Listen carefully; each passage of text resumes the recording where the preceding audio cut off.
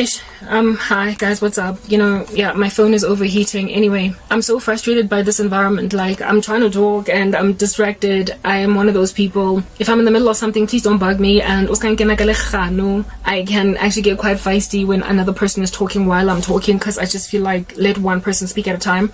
But right now, it's not like I'm having a conversation with somebody. It's that somebody is talking outside and I loud and they bora because I have a much more important message to speak while all of this fluffy other stuff is happening around me. And these are my frustrations at 38, living at the back of my mom's house, where I have got to make war with other unsatisfactory voices around me that are irrelevant, frankly, to the topic at hand and to the importance of what's going on all over the show. But I just have to muffle them out. I just gotta deal. Can't deal. But that situation has been brought on me by the phenomenon that I described in my previous pod, where, please go check it out to gauge your bearings, bosses were literally kicking out of the workforce or significantly reducing the potential for growth for their subordinates, that they might stay uppermost. Goodness gracious, I just thought of another one. I said 8 former bosses, well, now it's come up to 10. The other people were my bosses. They were just older people in the organization that decided to strike me dead, and God just brought another one uppermost to me because he was scared that I would end up a senior manager just like him.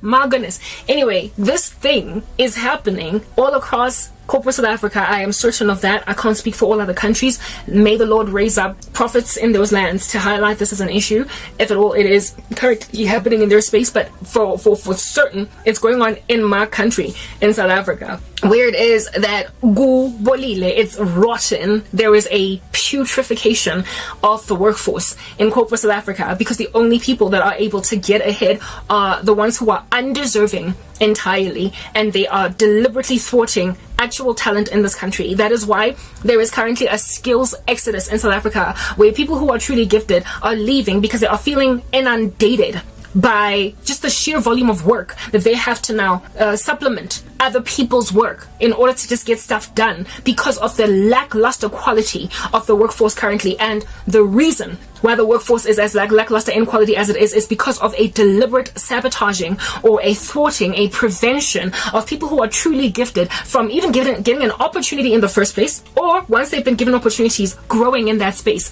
They are actively keeping interview candidates that are the best for the job out of the job, so they don't get to fly around and do so well. Or they are blocking their progress, or they are deliberately downgrading them, as in marking them down in appraisals and stuff like that they might look bad. I had 2 bosses who did that to me, actively sabotaging me in appraisals despite me being their best person in the team, evidenced by even their own trust of me to onboard and induct new staff members that came into the team. And then at appraisal time, you give me basically half. Basically saying she's just making it. She's just breaking even. I had this one boss that made me look like I was just breaking even. Every year on year, I was not improving. I was just breaking even. I was just doing enough when I was her hardest working employee. This is happening in corporate South Africa, and these people are growing in this very unjust gain capacity. I highlighted in my previous series that I was doing Proverbs 1 and what God has to say about unjust gain. These people are walking in it, they're gliding, they feel as if they're skating on it, albeit the ice being incredibly thin, dangerously so. Anyway, whatever.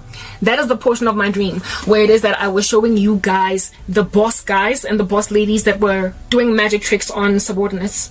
Now the next part of the dream, where not the next, it wasn't actually in chronology. If you've listened to the dream, you will know that this was not a part that came next to this, but I'm just going to speak to it since it is similar in its explanation. The portion where the dude brought out the, not machine gun, but the rifle and shot down a soaring bird. That dude in my organization was not a boss guy. He was not anybody's, he did not have any direct reports. He was a project manager, but MTN was a matrix organization in the sense that you had resources, individual bodies that reported into you on your project, but you were not their direct line manager, right? So to a certain extent, he was in a position of authority because he was a project manager, but he did not have any direct reports on a line level. He did not do any appraisals. He did not set any salaries or give raises or sign leave forms or whatever, but he definitely did have charge over resources in a project that did report to him for that project, just like I was like that too. Program managers also had a similar functionality, at least once they restructured in the organization. Prior to that, they did actually have line reports to them. Anyway, whatever. So the reason why that dude was highlighted was because he was involved in darkness, and he was in particular afflicting of me. And however, he does represent a general issue as well that was going on in corporate. Here's this dude that is not so much anybody's boss, but he is hugely competitive with other employees on the ground, in the sense that he wants to be the best project manager and the only one, frankly, that is being looked at with any level of favor by the other boss guys in the organization. So you're gonna go and like decimate other project managers or anybody at all that is in the run-up to becoming a project manager, en route, a career projectile or a trajectory to becoming that. So you're an administrator, you have an aspiration to be a project manager. He used to target these people. He would target these people all over the show, and mind you, I used to report into his boss. Okay, so that's what the structure was, such that in the previous job that I had, the one that I had before I was promoted, there were program managers and they had project managers underneath them, and then there were the administrators. I was an administrator and I served project managers, but I also served their program manager. I was basically doing health checks and reports on how the project management team is doing. So basically I worked for the project management office in this capacity. So being one of the project managers that I used to basically check how he's doing on his job, that I might report into his boss, who was my boss, because he was not so much my boss, it was rather his boss that was my boss. He was one of the project managers I couldn't stand.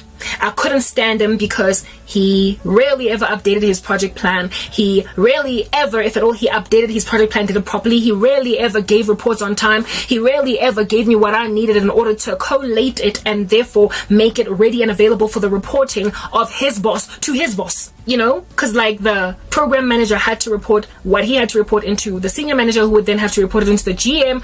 Oh goodness, like hierarchical structures are ridiculous. They needed to flatten those structures. Ultimately they did flatten them a little bit, but it didn't help.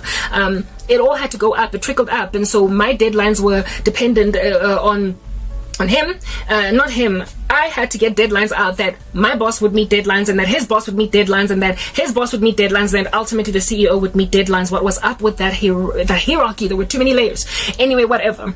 Right? This dude was a bane of my existence. I struggled to get stuff out of him. He was lazy. He was lethargic. He was a sloth, essentially. He was a bad project manager. Thank you very much. He was bad at his job. He did not work. He was one of my most annoying PMs to serve, or rather try and collate information from, because I had to tag behind him like ikundwane, a rat, a rodent, okay, like the tail of a rodent.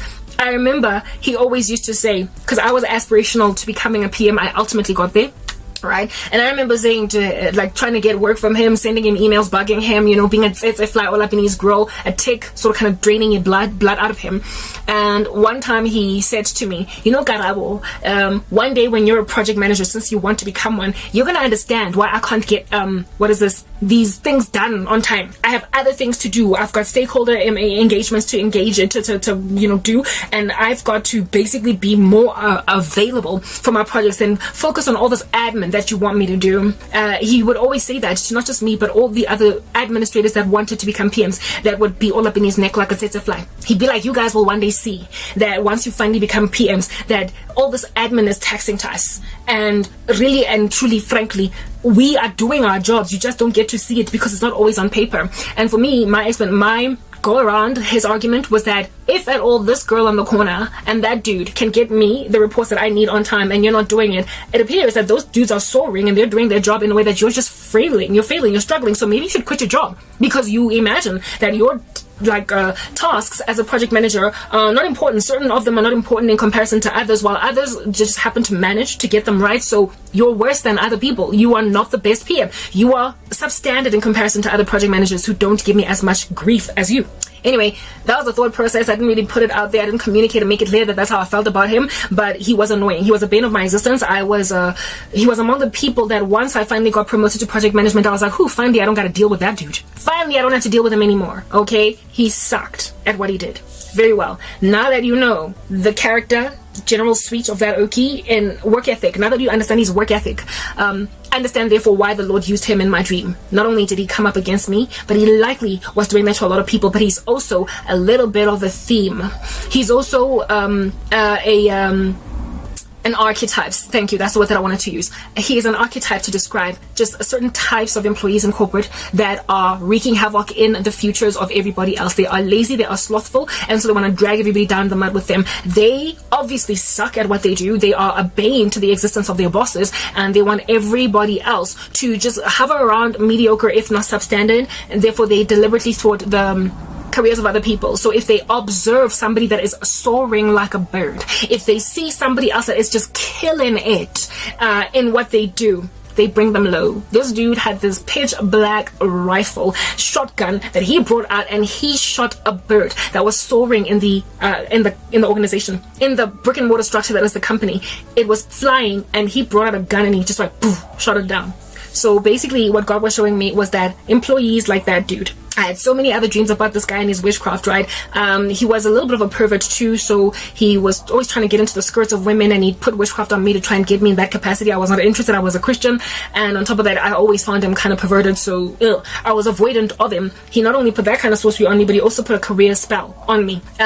He hurt me in the worst way, this guy, but I wasn't the only one. I wasn't his only victim. God used him to basically highlight to me that over and above the fact that bosses are thwarting the careers of subordinates, there are employees and organizations that don't even have direct line reports that are nonetheless bewitching anyone they can insofar as they are excellent in what they do. They are soaring like a bird. They're flying. They're getting noticed. They're getting recognized. They're getting seen. Indeed, just in the same way that if a bird was flying in your house, or if it was flying in your big chunky building, ain't nobody gonna ignore it. Everybody's gonna stop doing what they're doing to look at it. So those very people that are basically bringing eyes to themselves because of how excellent they are performing, excellently they are performing, those are the targets for these random lazy slothful buffoons who also know witchcraft. They've got rifles, they've got shotguns, they have got pistols, they've got whatever it is that is in their pockets, and they are actively shooting down stars in companies. They're shooting down people who are flying, soaring. They're good at what they do, and they are bringing them down. This dude saw this eagle that was flying, and he shot it down. Now, an eagle or a bird that is flying in an organization is different from all other employees in that everybody's looking at them. They're different. That's why God used a bird. It is basically the top 1 or 2% of performers in an organization, like kids or whatever. It might even be middle management, upper middle management, anyone at all in a company, in a call center, whatever, that is the number one kid or the number one project manager or the number one program manager, the number one product manager, the number one business analyst. Those unfortunate souls are also being shot down with no discretion by certain employees in corporate, where they can see that the CEO is looking at that girl, or they can see that the GM likes that dude better than the other one, and they just shoot them dead from a distance. You don't gotta know them. You just gotta find them on top 10 lists. You just gotta find them at awards ceremonies. You just gotta find them being spoken about well by a team of stakeholders that is in your meeting where that person is not at. You just gotta hear a good report about them to bring them low. Birds soaring and companies are being brought low. What happens when you get rid of your best stuff? Your company's performance in totality shrinks, okay? You start to bottom out. You start to flatline. You start to become mediocre as a concern. As a company, there are no longer pioneering ideas, and there's also no workforce on the ground that is improving the overall performance of your company. You need those outliers. You need those top 1% to be thought leaders, and that can actually shift the paradigm. Hey, change the narrative, flip it. And those guys are the ones being shot down. So your company stays stagnated with just, boring innovations. Just these lackluster, fluffy, even a kindergarten student could have thought it up. And that kid doesn't even have to have the level of ingenuity of Einstein. It could just be some average, mediocre child in kindergarten that'll come up with this idea, but it's being taken up because there's no one with a better idea. Those guys that are your paradigm shifters in corporate, that are happy to stay in corporate and not even start their own business because they were not even trying to break off like that, they're kicking them out deliberately. Kicking them out. And I was one of them. Next part.